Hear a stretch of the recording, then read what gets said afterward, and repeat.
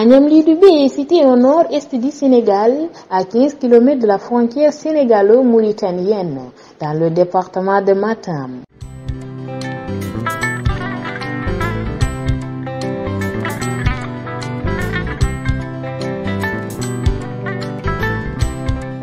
Les villages se distinguaient par l'esprit de solidarité, l'engagement citoyen et la ferme volonté de ses habitants de faire avancer leur localité.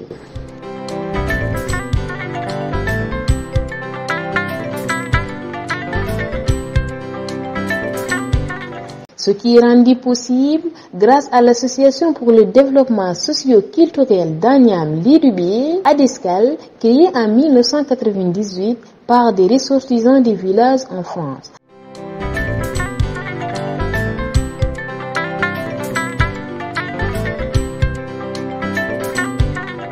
ADESCAL a comme objectif de venir en aide aux familles restées au village. Parmi les actions qu'elle mène, il y a l'addition d'eau dans les foyers, construction et l'équipement d'infrastructures solaires, construction et l'équipement de centres de santé, mise sur pied d'activités génératrices de revenus, etc.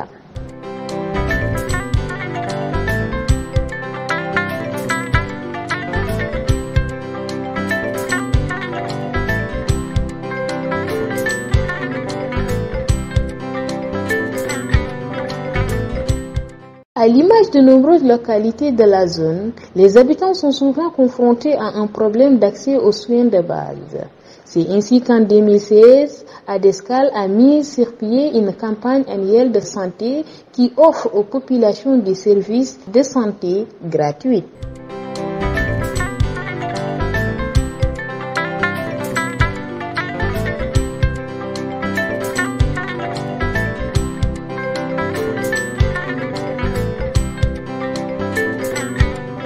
Lors des 3 premières éditions, la campagne a offert exclusivement des consultations ophtalmiques. À partir de la 4e campagne consécutive, d'autres spécialités médicales ont été introduites. Médecine générale, soins dentaires, ophtalmologie, cardiologie, dépistage du diabète, pédiatrie et gynécologie.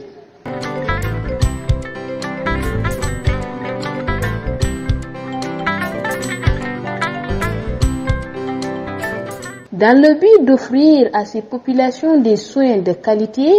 ADESCAL s'est appuyé sur un solide partenariat avec des organisations nationales et internationales, des professionnels de la santé engagés et des bénévoles membres de la société civile.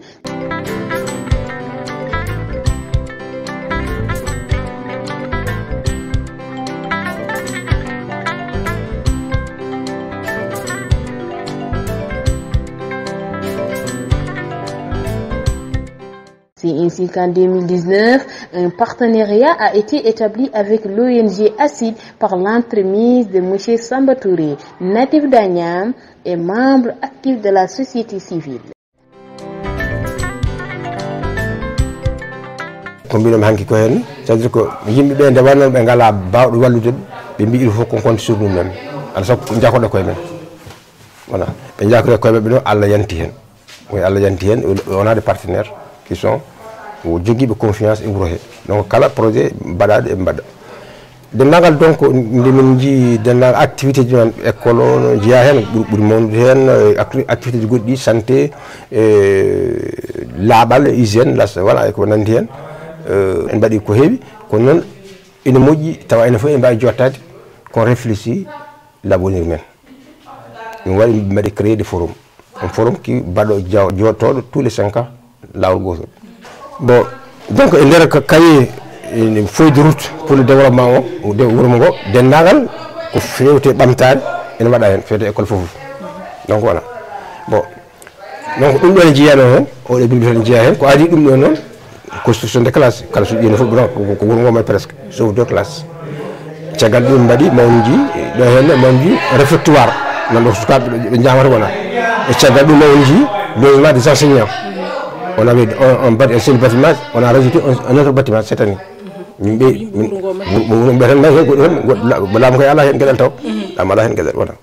Donc, ça évolue. mana sa aduna ko jahowo bo jangde nde hande natti wade no wano adana ni wona donc ala sago technologie kesso yara hen bon kono ɗum fof wade noon kadi aussi il faut taw kadi wonko joguiɗa bon oɗo bâtiment donc min mbaɗi un bâtiment ko mbiyatma ko ko multi service pourquoi multi service oɗo bâtiment joni ene waɗi une partie gonto henne ko partie salle informatique avec des ordinateurs pour les élèves il y a des bureaux directeurs gonɗo henne bureau directeur salle aussi des profs et oɗo salle bibliothèque bon kadi évolution aduna han yarani min mbi comment hon mbaɗi hono min mandi mara le wutni biya ɗo hen jamdi ala hen leggal ala hen haydara ala hen fof ko leydi a yii sa yi vraiment ko ene wawi ɓuuri wadde adapté ɓuuri hawri e nokku voilà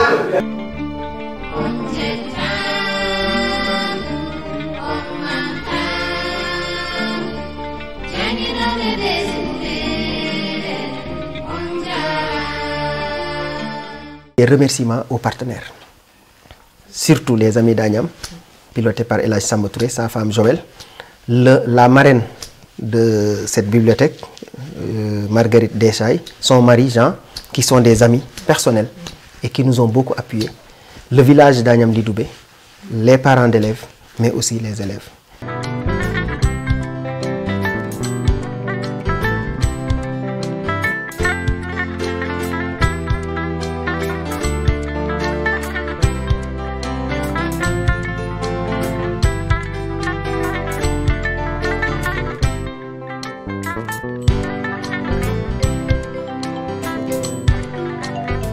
jardin o waɗa créé da ko 2000 ɓe puɗɗi waddemo mais 2000 a ɓe puɗɗi remde nde ɓe mbaɗimo créé nde henne ɓe mbaɗi clôture o ɓe mbaɗi forage ɗo henne ɓe mbaɗi hen des moto pompe ɓe mbaɗi donc de 4 bassins 5 bassin principal et ɓe mbaɗi des canalisation hakkude les 4 bassins gonɗi nder ɗi henne taw ene mbaɗi remplir ko dampeɗe au lieu neɗɗo omo jogui parcelle makko to henne au lieu o doga o yaha to mais omo jogui ndiyam taw waɗanimo no feewi ɗum ari par ce que wuuro ngo ne jogui mini château goto kañum yardanano ɗum ko 30 mètres cube oɗo joni ko 100 mètres cube hauteur o henne ko 25 mètres donc pression ene heewi bon joni ɓe dañi ɓe ndendi forage o tawi ni guila ko adi ɗum kam pour gestion o wona sen gestion o laaɓa adana ko forfaitaire wonno ɓe mbi ɗum marsata forfaitaire marsata ngara ƴooga ko belɗa dosata no belɗa ɗum marsata ɓe mbi il faut mbaɗe robinet aji donc ɓe mbaɗi robinet fof waɗi occupé que le compteur aɗa rema joguiɗa ko robinet ma joguiɗa compteur maɗa kala ko ñamɗa wona ɓe dakkodire prix mabɓe jeeya ton ko 100 francs kala no métre uji cube maɗa poti noon ko ɗum ñamɗa donc ti paysan wonama ɓe gonti hen tranquille donc ils ont eɓe jogui secrétaire de gestion informatisé mon hokka yimɓe kala lewru so mbaɗi relevé mais nawan ɗum wandaɓe saisir hokkaɓe ɓe mbaɗa encaissé ɗum ɗo mabɓe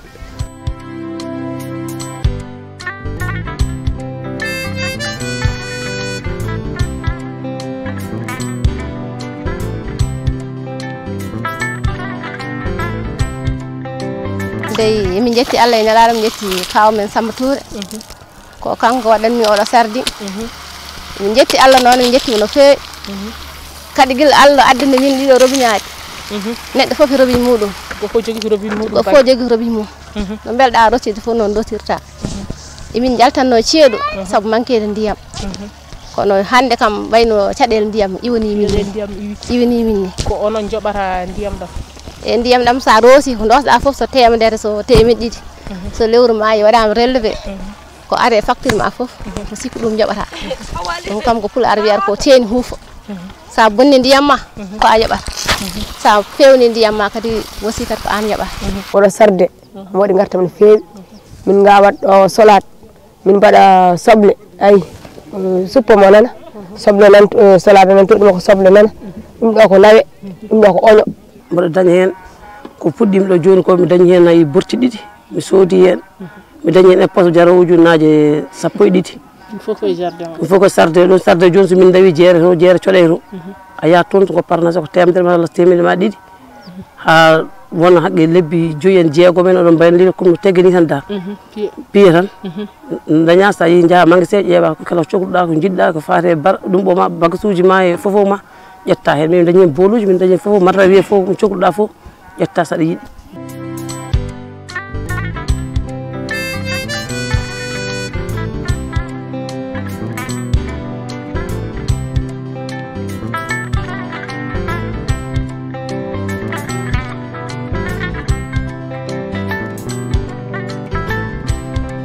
Représentant les initiales de l'Action Sahara pour la santé, l'innovation, le développement et l'éducation. ACID est une ONG de droit mauritanien apolitique qui s'inscrit dans une logique d'appui au développement par l'accompagnement des populations en situation précaire et plus particulièrement des femmes et des enfants. De par les relations que nous avons, que ACID, Action Santé Sahara pour l'innovation, l'éducation et le développement, au-delà simplement de ACID Agnam Lidjoubé, c'est pour aussi magnifier les bonnes relations qu'il y a entre la Mauritanie et le Sénégal, qui sont des pays frères, parents, voisins, et vraiment que tout unit, de par l'histoire et la géographie. Alors pour répondre concrètement à votre question par rapport au diabète, moi je suis diabétologue, par ailleurs échographiste aussi, mais médecin généraliste de formation. Alhamdulillah Bilalmin, cette fois nous n'avons pas rencontré beaucoup de cas graves. Nous avons rencontré et nous avons vu que les patients, la plupart d'entre eux, sont mal équilibrés, mais ça n'a pas atteint au stade où il faut intervenir de façon invasive, c'est-à-dire qu'il faut intervenir en perfusant, il faut intervenir en donnant de l'insuline, ce qui n'est pas à la portée de beaucoup d'entre nous. Et donc, en venant, ils nous demandent ce dont les patients doivent avoir besoin. Nous leur faisons l'état de ce dont les patients auront besoin. Ils achètent ces quantités demandées, ils les disponibilisent et ils les distribuent aux patients. Ce n'est pas nous, en tout cas, ce n'est pas nous, ce n'est pas notre ONG qui le fait, mais c'est plutôt l'association d'Agnam Lidjoubé. Nous venons avec nos compétences pour les épauler, pour les accompagner et gratuitement.